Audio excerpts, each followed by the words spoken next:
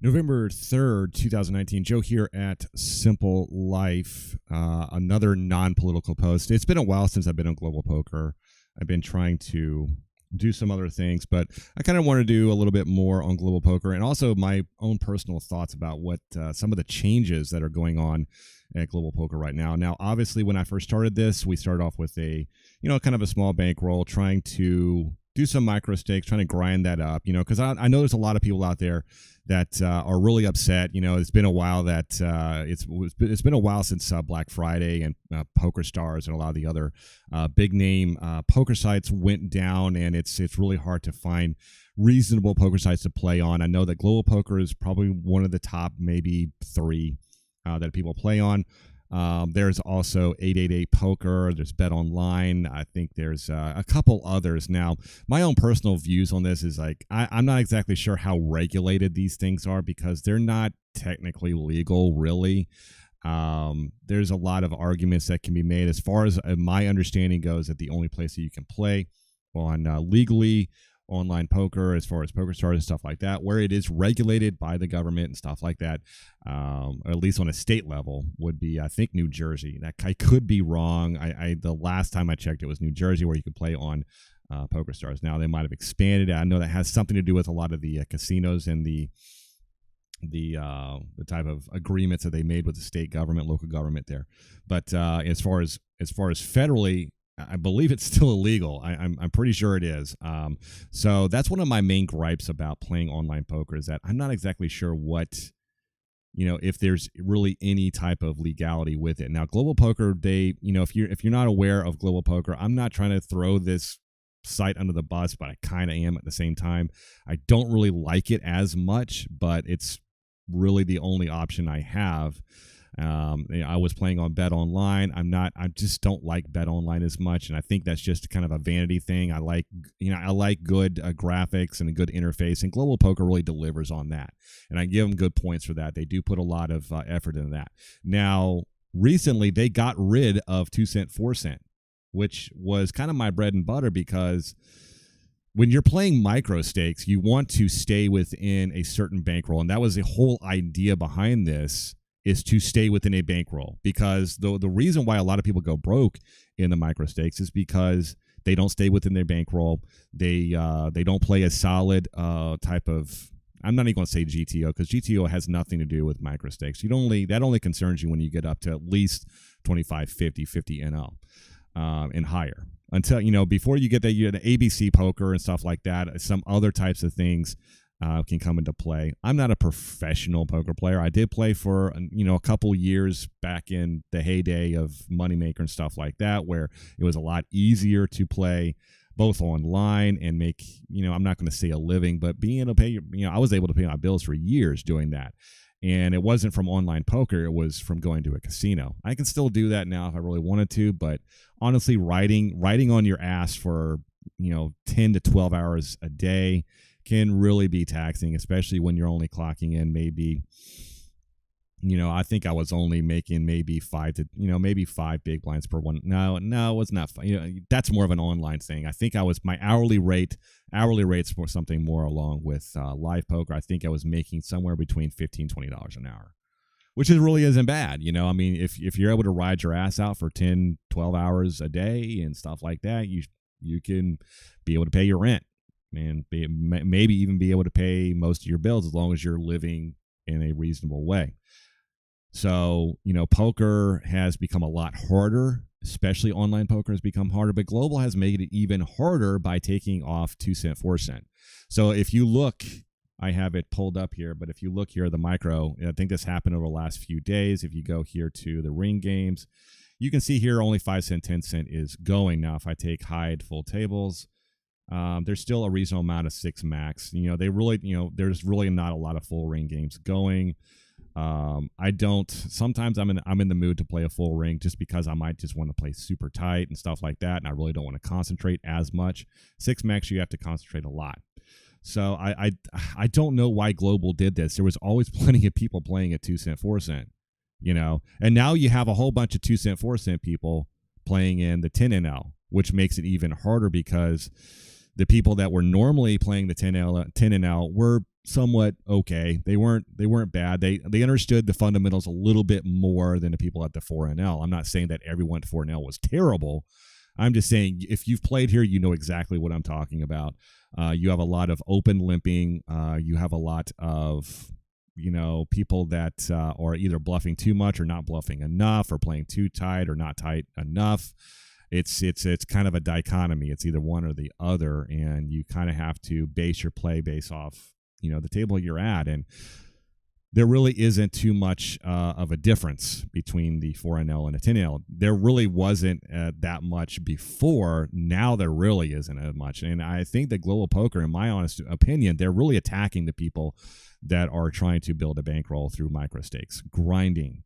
Now, I went through a slight downturn. I kind of walked away from it with one, if you have one of those horrendous bad beats, you just kind of just want to stay away from the game for a while. I did that. I stayed away probably for 5 to 7 days. I just didn't want to look at Global Poker or poker in general, because sometimes when you go on those downturns and you just have one of those sessions, you just have to walk away for a while. And a lot of people make the mistake of actually getting back on and trying to get their money back. Don't ever do that. That will completely destroy your bankroll. That will completely there's not too many people who can come back from that. Especially when you're at a certain stake level and you're like, oh, all these people suck and they're terrible. I'm gonna go up a level. And I've been there. I know that. Don't do it. So now my bankroll won't even support the 5 cent, 10 cent, because I want to have at least 35 to 40 buy-ins per level. Some people say 20, some people say 25. I try to keep it around 30 to 35 bare minimum as a buy-in. The reason why I do that is because the downswings on poker in general they can be very violent. And on Global Poker, it seems like it's even more violent. That's just my personal experience on this site. I'm not going to say that it's that way everywhere, and honestly, I don't think it is that way everywhere. I played on most of the unregulated sites that you can play on in the United States, and I haven't really experienced as many downturns. I think that I might end up going back to Bet Online or 888 or Bovada or something like that. But I just simply don't have a lot of time to play poker anymore anyway. I still want to build my bankroll, and I still want to challenge myself, and that's what this is all about. So that's my own personal views. I don't know why Global Poker is getting rid of a lot of stuff. Of course, they got rid of Crazy Pineapple. Let me actually go to Crazy Pineapple and see. Yeah, it looks like they completely got rid of it, but I guess they were just too lazy to take this off. So you can still technically click it. There's just nothing there. Crazy Pineapple, of course, is a 3-card game in which you have to release one of your cards before or after the turn. I can't remember. But it's kind of a fun game, but it's, like I said, the variance and the downswings are pretty violent with that game as well, even more so than Hold'em. Omaha is probably the variance and stuff like that with Omaha is ridiculous. That's why I stay away from that. If I was going to play Omaha, I'd play high-low. Omaha 8 all day long, just regular straight up pot limit Omaha high. I just don't like it. I just want to stay away from it. But that's just my own personal point of view. I've honed my no limit Hold'em skills, and I'm not saying I'm the best in the world. Not definitely not. I have a lot of leaks in my game, but this is just something to to kind of help people out that are just starting and stuff like that. And I believe I'm okay. I'm not the best in the world. I make a lot of mistakes. Sometimes people say I'm too tight, and sometimes in some situations I should be 3-betting when I don't. And this is, like I said, it's a learning process.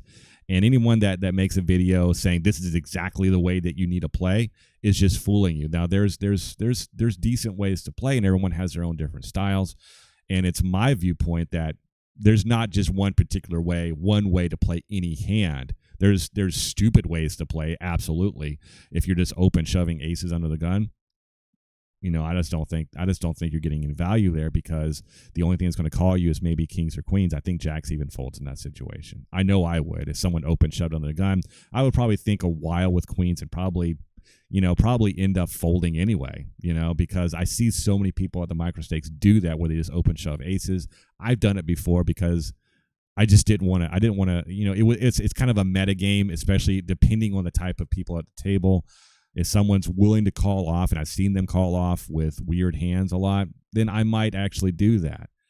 So it's really case dependent on your opponent. So we're going to try to get into some 5 cent, 10 cent, which my bankroll what doesn't even support. But what am I going to do? Just play sit and goes all day? I don't know. I either take it off or I try to build it up. So we'll just go ahead and see what we actually have going here. So we're on ring games. We're going to hit Hold'em. We're going to go ahead and hide the full tables and see what's going on here. Doesn't look like there's much going on. Okay, looks like something actually opened up. So we're going to go ahead and join this table. I think we're only going to play like probably 2 tables.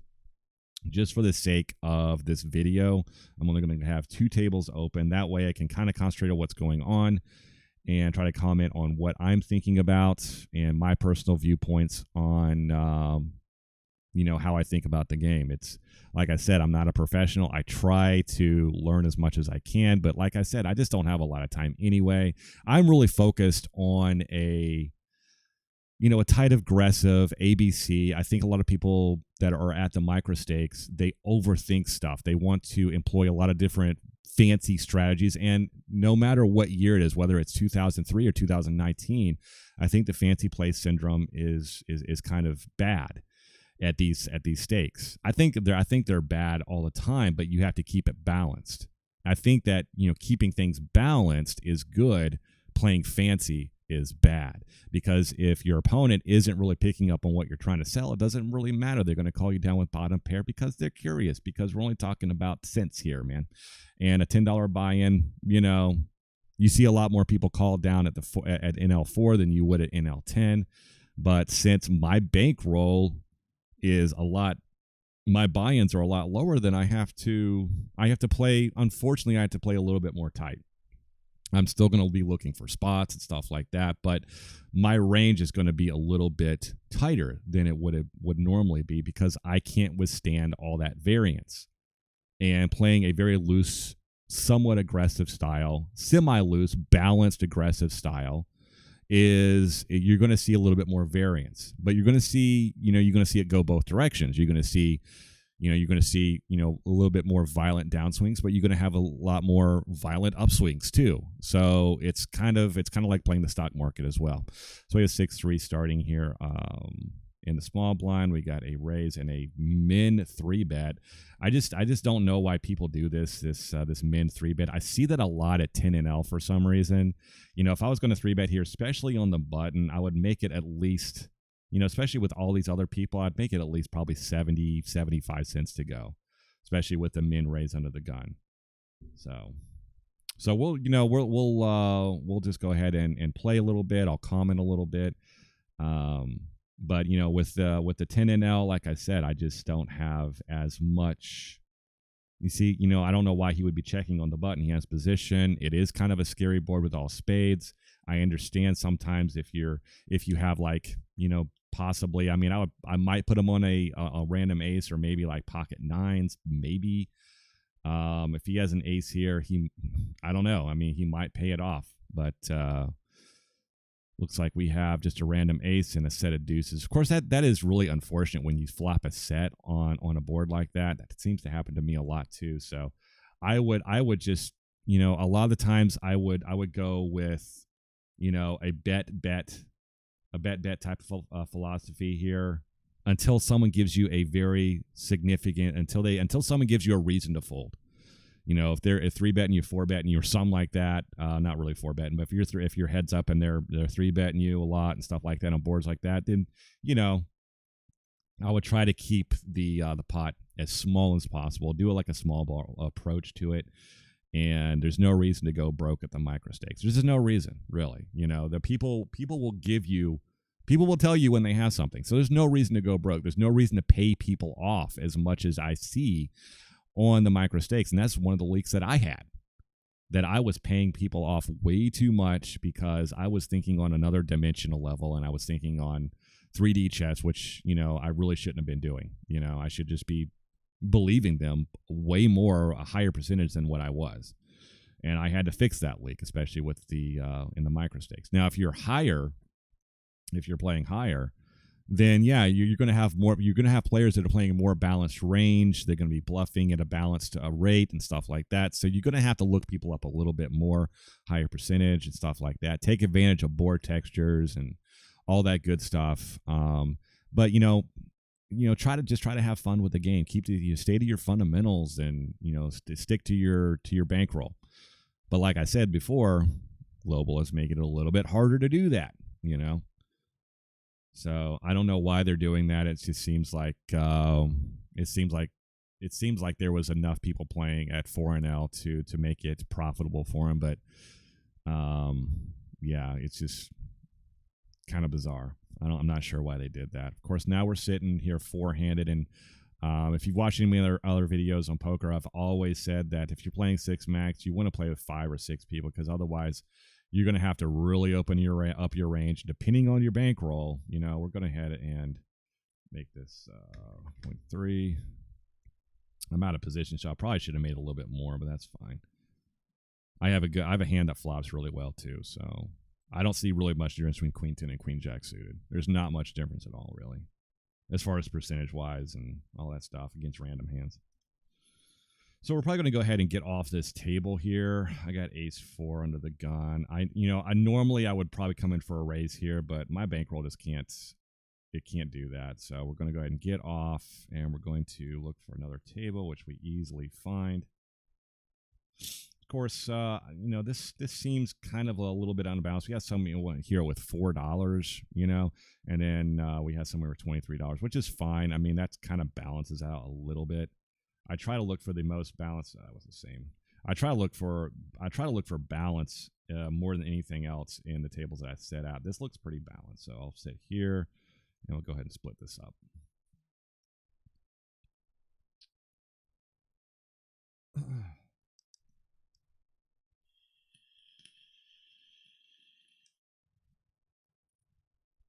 Yeah, but I recently did a.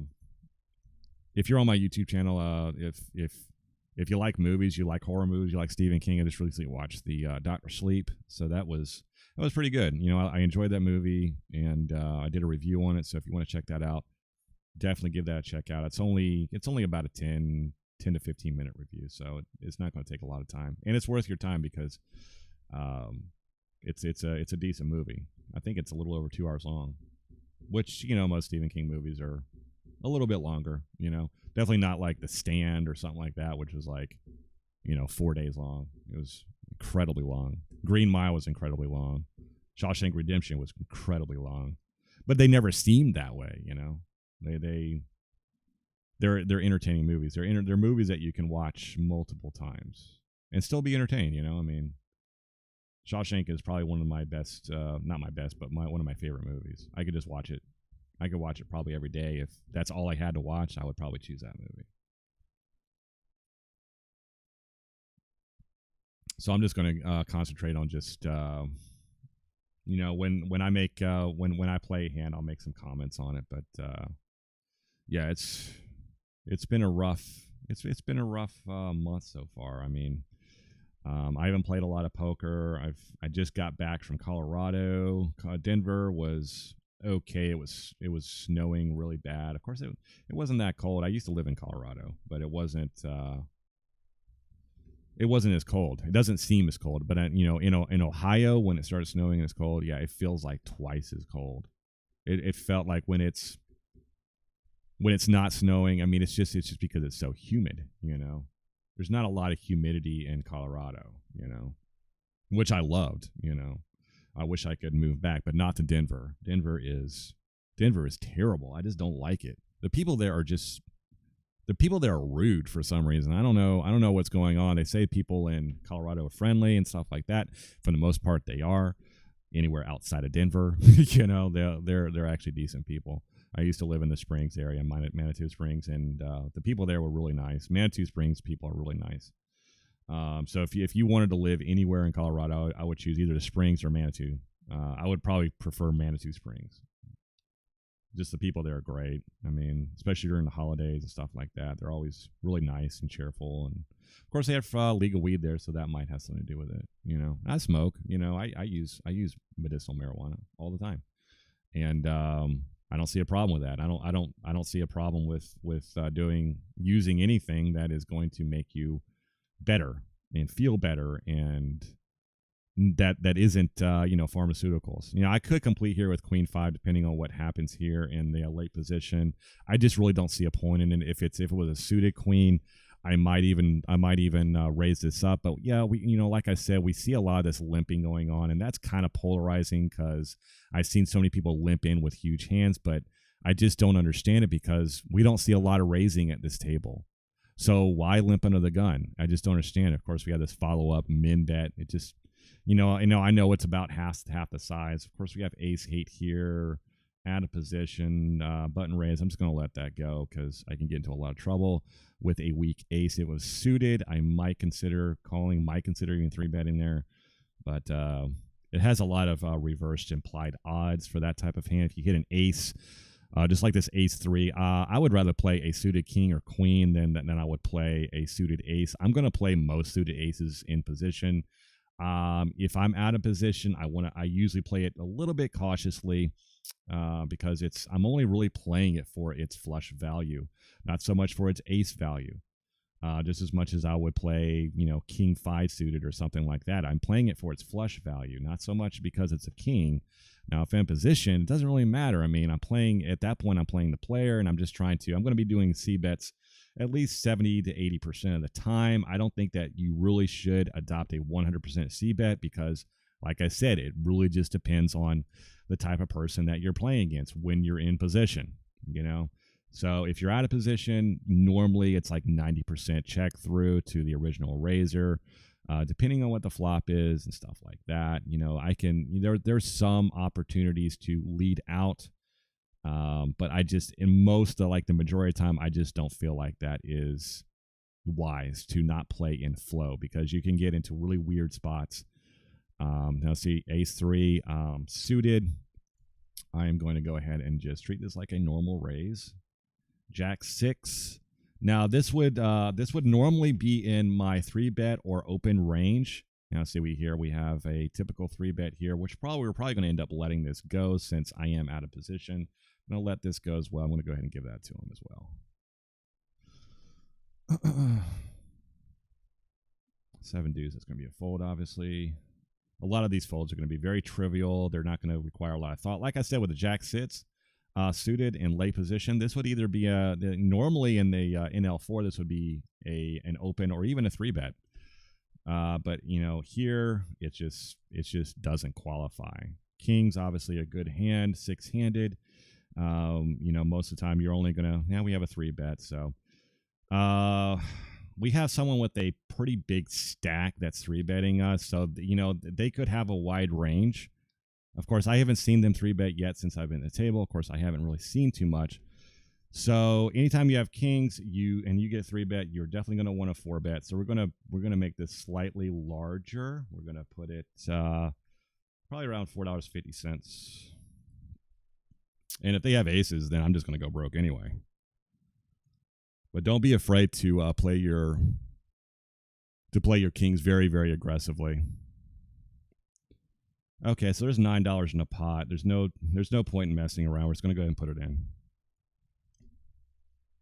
We have ace jack, and we hold. All right, so jack three. We're just going to go ahead and see a flop. I'm not exactly sure why they call it. You see that? When I'm four betting there and they have ace jack, that's I'm going to have to make a note. Anytime you see something like that, just put, flat called, ace jack off to four bet. And it's just it's really, really fishy. It doesn't make a lot of sense. We're just going to head and just walk him on that. It's really fishy because when I'm four betting there, my range is pretty narrow, and I think a lot of people don't realize, they don't think about ranges as much. They see an ace in their hand and they think they can hit it and stuff like that. Aces don't hit the board as much as you think they do, and kings hit kings hit the flop just as much as an ace does, or just a random king. It's there's four aces in the deck, just like there's four kings and stuff like that. You're going to hit the flop, from a pure mathematical standpoint, about 30% of the time. So sometimes I like to keep track of that, even though if I'm playing, one or two tables, I will do that. I will keep track of when was the last time I actually hit a board. And if it's been like 3 or 4 or 5 times or something like that, yeah, we're just going to check this through. But if it's been a while, then yeah, I will definitely do that. We're going to go ahead and go ahead and just go for some thin value here. We're not going to bet that much. We're going to bet about 40%. Looks like he's just going to, yeah, we're going to go ahead and just give up on this. Yeah, 1 cent. We're not paying this off. Even if it's there's nothing that we beat there, and if he was bluffing, then congratulations. We got the information that we needed. He was probably on a spade draw, and he called with a violent quickness. So that usually is indicative of either he's paired up or he has a big spade in his hand. You just have to go by what the natural tendencies are of people in general, because a lot of this is psychology. It's not so much, there's psychology, and then there's strategy. There's also just your fundamentals. You have a strategy fundamentals and you have GTO. Looks like this person is kind of mad at the way she played her hand. She's going to leave. That's perfectly fine. I see that very commonly in this game. Like I said, I could go on all day long about why flatting there, even if your position with ace jack is really bad. She 3-bet. She got the information that she needed. It's time to vacate. Most of the time when you're 4-bet and you have a hand like ace jack, depending on your stack size. Now, she's sitting there. If you're sitting in that same situation that she was with a hand like pocket 9s or 10s or maybe even 7s or 8s, if the call only represents, let's say 15% of your stack, then I would probably say that would be a very profitable call over the long term, because you're going to be hitting a set probably about 15% of the time there. So here at pocket 7s, we have a board here that is not very favorable for us, so we're just going to check it through. Obviously, it gets a little bit worse. I cannot bet this because what would I be repping here? Would a king really bet out here? That would make no sense. So I'm either way ahead or way behind here, I believe. Since he's checked, I believe he's either got a queen or I'm winning. He has a queen. All right. So this is a person that plays a little bit timidly. So we are going to, instead of putting in green, I usually put them in probably yellow. Let me see. Timid player. Check down. Pair and straight draw. All the way. So, yeah, he could have sneezed at that pot and I would have folded. So, it's just, like I said, you have to kind of notice these things when they happen, because this is the type of person that will check down pairs and stuff like that. Not really be aggressive. And he was actually, yeah, I think that he was actually out of position on that one. So I can kind of understand that. When the second ace hits, I can still kind of understand why he didn't bet. He had what's called a bluff catcher, and that's fine. I think there's multiple ways to play the hand. But I would have, if that was me, if I was in that situation, I would probably put out, like a 20-30%, maybe a third of the pot type of course, there wasn't that much in the pot anyway. So that's not really something to think about. Just make your notes and go on, and that's all you really need to do. And also, you got to make sure that you pay attention to what's going on other tables as well. I think with the 10 NL right now, with a lot of the 4 NL players, yeah, you see a lot of the same tendencies. You have a lot of open limping. You have a lot of min raising and stuff like that. Min raising and min 3-betting. A lot of this stuff that just doesn't make it. It's not very profitable to do these types of things. If you're going to raise, what you should be raising.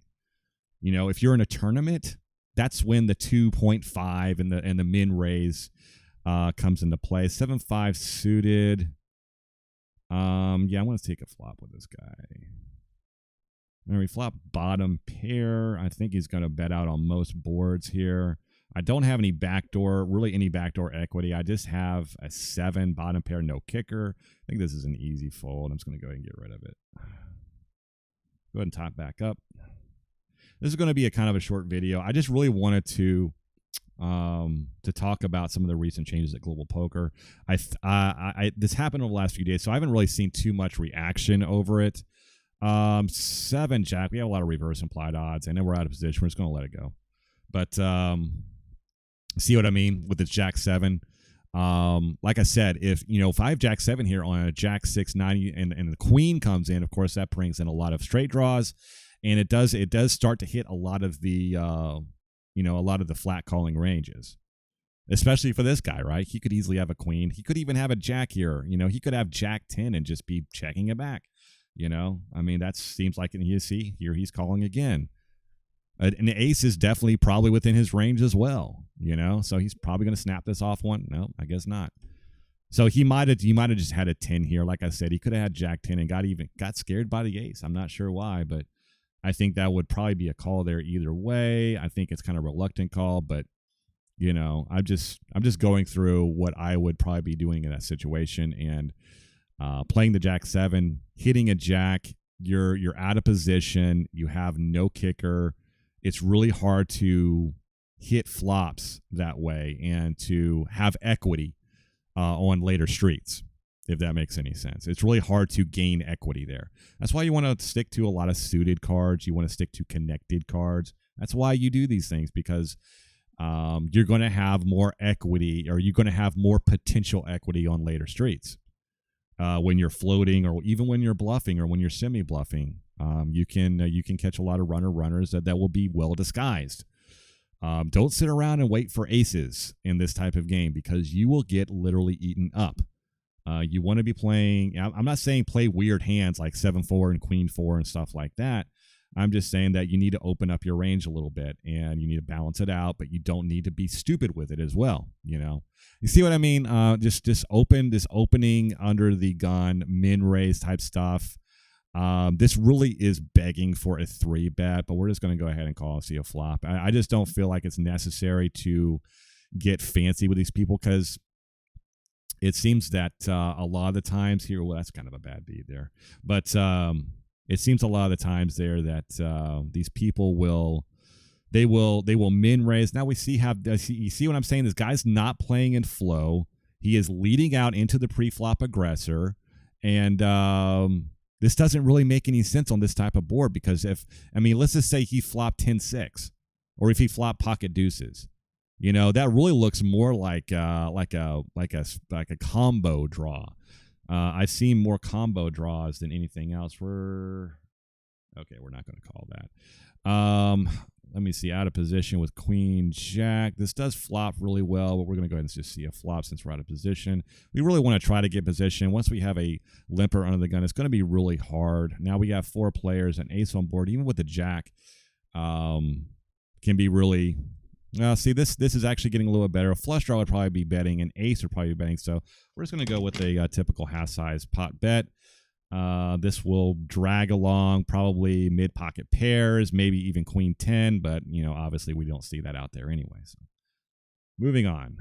Pocket 7s again under the gun. I think I've seen a couple, most of the time situations, especially when you're a button with pocket 7s, you want as many people in there as possible, because if you do flop a set, you want to get as much action as possible. We do flop a set here on this board, and this is a really good board for us. I don't believe we have pocket queens. That's the only thing that we're going to be in trouble against. This is kind of a wet board, so we are going to try to find a way to put him in. And one way to do that is to do a kind of a smallish 3-bet here. That is going to, well, I was thinking that would give him the, now, and of course we have a spade here.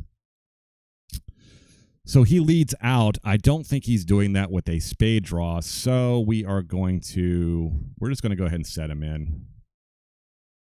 All right. Well, that was unfortunate. I think an ace would probably be calling there.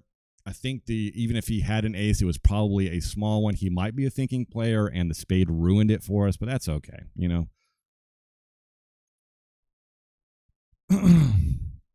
like I said in the intro of this video, I am not a professional. I don't consider myself a professional. I consider myself, I would probably consider myself a mid-range regular, you know. I would not consider myself a recreational player because I'm not playing just any hand. You know, I'm not playing for just the fun of it, even though there is a fun part to this. Obviously, you want to make sure that I'm not exactly sure why that person folded. Was there a raise there? Anyway, I okay, well that was kind of weird. Anyway, I'm not exactly sure if that James 56 raised or not, but I do see that sometimes where people just fold their big blind, even though they're there. So maybe I just wasn't paying attention. But like I said, the way things have gone in the poker world over the last 10 years or so, 10, 15 years, I mean, it's evolved a lot. People have gotten a lot better. Now, I could 3-bet this. It doesn't really make too much sense. This guy's sitting with $18. We have even stacks, so we're just going to see if we can flop a set. We just did flop a set with the sevens. So odds are I'm not going to be flopping a set here, you know. But it's, you know, I can't really fold. That wouldn't make too much sense if I folded there. So you kind of have to keep kind of track of when you're hitting flops and stuff. Just from a pure mathematical standpoint of view. Let me see. I think I'm just going to dump the fives there because 7-8 could be out there and 5 would complete a straight. I think 7-8 suited and hands like that are definitely in the range. Of course, we have a paired board now, so that would kind of, you know, you wouldn't have to worry as much if they checked it through and let's say you hit the 5. Obviously, that would create a boat for you. Of course, you still have to worry about hands like Queen 9, I guess, or pocket 6s, I guess, maybe even pocket 9s. I don't know. Not the way the hands played there. Like I said, look, 7-8, you know, 7-8 was out there. So if I hit the 5, I would have been boned so bad. So like I said, you have to kind of put people on ranges. Like what is their range? What is their calling range? 7-8 was a calling range there. So you have to consider what your outs are and if they would make someone else's hand. This is something that you have to be cognizant of. You have to kind of put that in your game, and you have to think about that. Don't be so robotic in your actions. Don't be like, well, I have this hand, so I'm betting. You know, just be a little bit more cognizant of your actions, and things will, your win rate will go up. So we have ace queen here. We are out of position, so we are going to make it a little bit more expensive. Going to make it 45 to go. He probably will just go ahead and snap this off, like most people. 2, 4, 5 on the flop. This probably doesn't fit his range, and I have a straight draw, so we're going to downsize a little bit. So we're going to make it about 40 cents to go.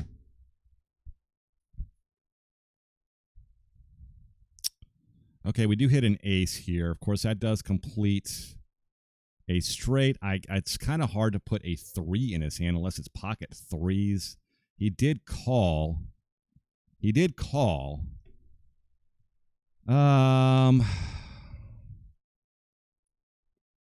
it's really hard, man. This is really hard. It's really kind of hard to put a 3 in his hand, but yeah, we're gonna go ahead and call. I mean, if we're wrong, we're wrong. We do have 2 aces. That doesn't change anything.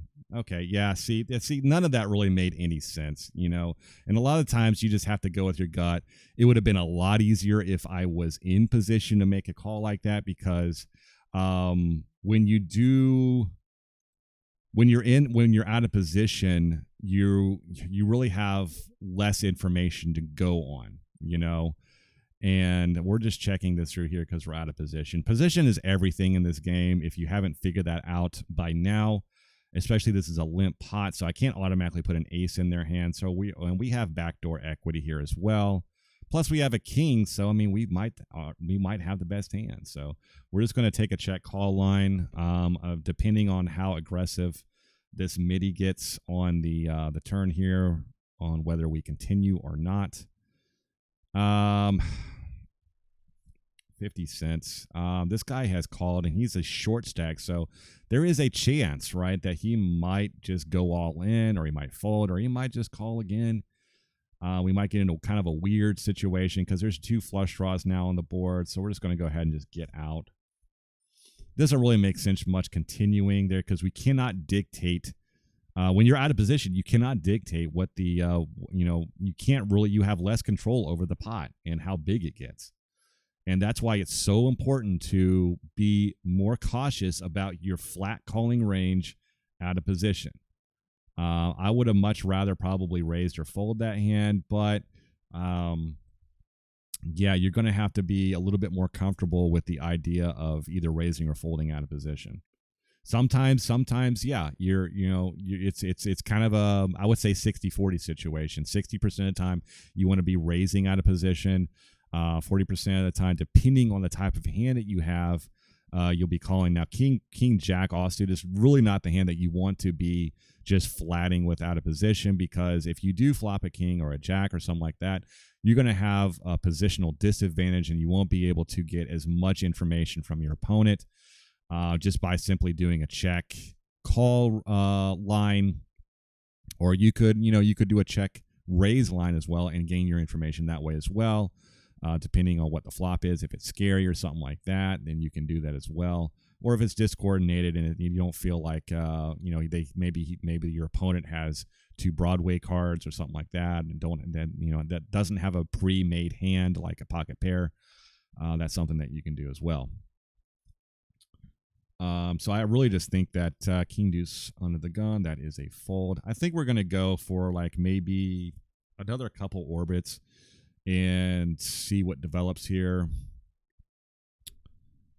Yeah, it's unfortunate there. Queen Deuce. But what are you going to do, right? I mean, like I said before, I would normally be raising this up. I would normally be raising a suited queen, right? And I would have earned a huge pot here. Now, this guy, if I would have raised pre-flop, he would have probably 3-bet me. Depending on his 3-bet, I might have either folded. I would have folded the Queen Deuce there. Depending on how fishy I wanted to be on any particular hand, because I mean, excuse me, if you want to mix it up and be a little fishy, that's fine, as long as you go back to your original game plan. You don't want to stay a fish. You don't want to be super loose or super tight all of the time. Queen 9 suited, I went ahead and let that go for reverse implied odds. If it was suited, I would probably be stuck around, but I tried to play as much out of in position as possible.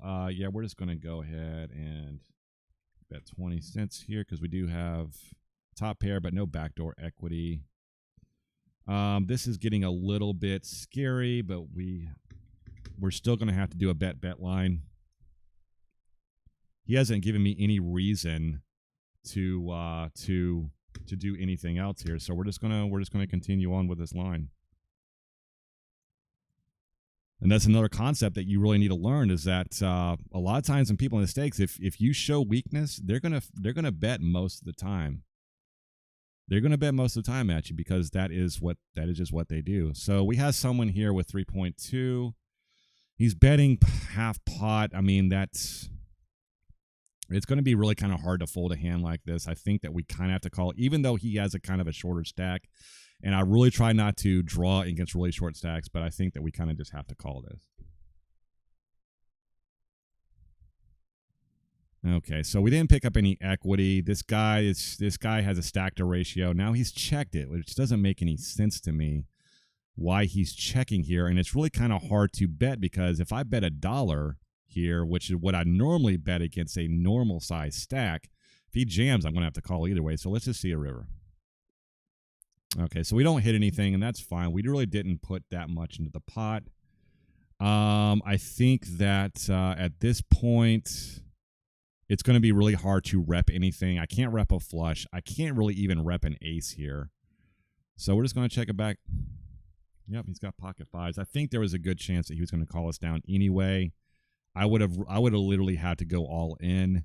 And, I've seen it before, especially at these levels, that, it's kind of a 50-50 proposition where people call you down with something like that. If they get really curious about what you're doing, it doesn't make quite much sense, there's a 50-50 chance they'll call you down, and you'll look kind of weird. But I think that I think playing it safe in that situation against a smaller stack is usually the best.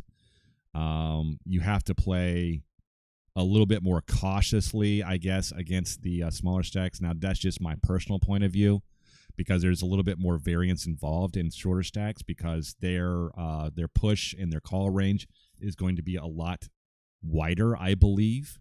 Now, some people, they actually, when they have short, they buy in for shorter stacks and they want to play super tight, which doesn't really make much sense to me.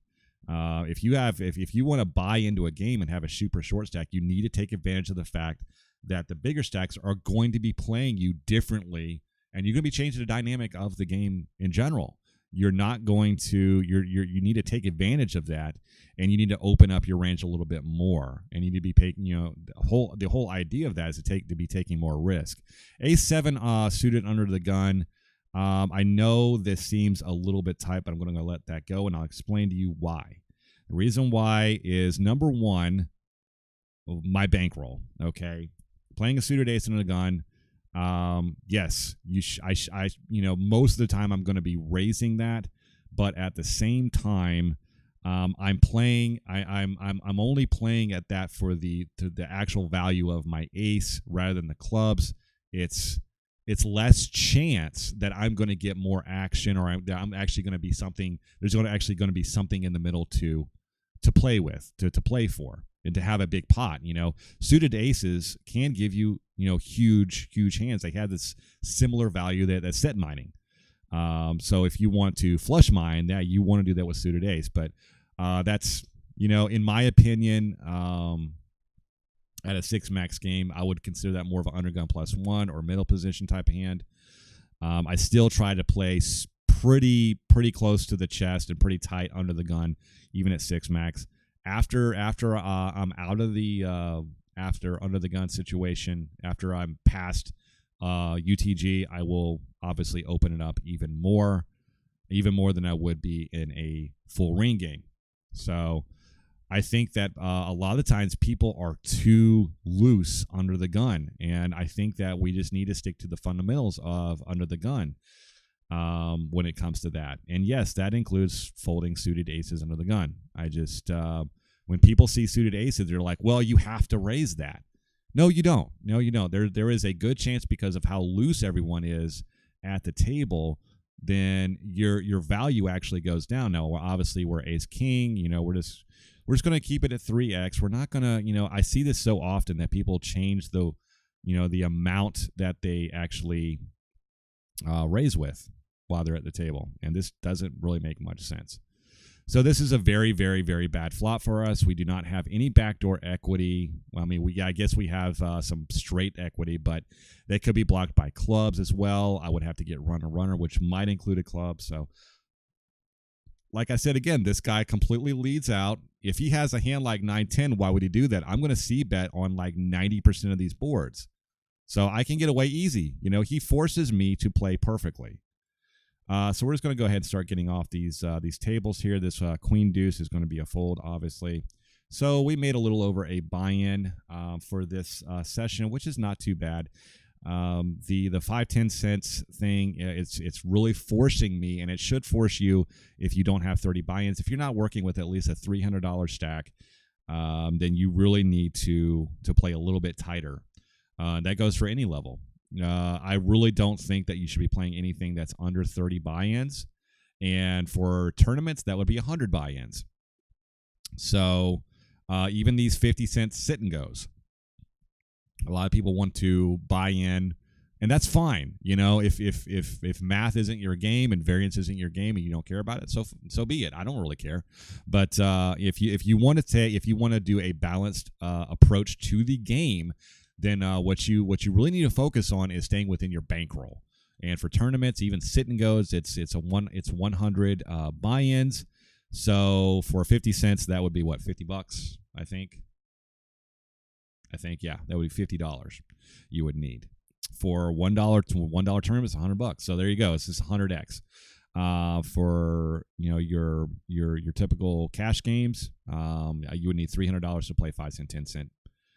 Reasonably. I would always recommend putting an extra 5 on that for 35. Of course, I don't have that. I'm not going to I'm not going to do that. I'm just trying to grind my way up, just like anybody else, and that's what this whole series is about. That's what these sessions are about, to give my own personal views, not only on global poker, but six max games, poker in general. Like I said, I'm not an expert. I think I'm better than probably a little bit. I'm not going to say better. I'm going to say that I'm probably a little bit more seasoned and a little bit more solid and with the fundamentals than your typical global poker player. I'm not saying they're all bad, but I'm not saying they're all good either. I think that there's a lot of recreational players on here, and you have to really pick out who the recs are. You have to make notes on people. Who are the recreational players? Who are the regulars? And you're not going to really see too many pros here at this level. You're going to see regulars, and you're going to see recreational players, and you're going to see completely maniacs. So those are the three types, and then of course you will see people who are complete nits. And if you're a complete nit, I totally understand that. I'm not saying that you can't be a nit, but if you're going to be a nit and that is your game and that is a game plan, you can still be profitable and be a nit. There's nothing wrong with being a nit. Don't let anybody ever tell you there's something wrong with being a nit, because you value your money. Okay, that's fine. Okay, but I would stay away from the six max games for sure. Stay away from the six max games. They will eat you up if you're a complete nit. So what you want to do is you want to go to the full ring games, even if there's only a couple going. Stick to the full ring games, 9-person games. That will be better for a nit. That way, and from my experience. Playing, and I don't mind playing the full ring games; they're just slower games. But your hands will actually, especially when you have made hands, the odds that you're going to be able to get it all in against people, especially at the full ring games, go up dramatically. So it's like I said, it's a pro and con type thing. They're slower and stuff like that, a little bit more boring, but you can get away with playing like a complete nit. You can just sit around, wait for it. You can set mine, and you can just wait for aces and kings and stuff like that. And of course, play your jacks and queens very passively if you want. That's better. That's better for you. And I'm not saying that I don't like playing it either, because sometimes I just feel like playing like a complete nit, and I just don't care, And I think if you play poker, you should have some sort of caring about what you're doing, but not everyone is the same. So until next time, this is Joe with Simple Life, and we are going to go ahead and shut it down now. But I'm going to try to do a little bit more of these videos here, probably like once or twice a week or so. If I fire up a session or something like that, even for 20-30 minutes, I'll go ahead and stream it. Either stream it. I'm probably not going to stream it, but because there's a lot of stream people out there that will catch on to what I'm doing, and they'll just tune into my stream and completely crush me. So until next time, this is Joe with Simple Life, and have a great day. Bye.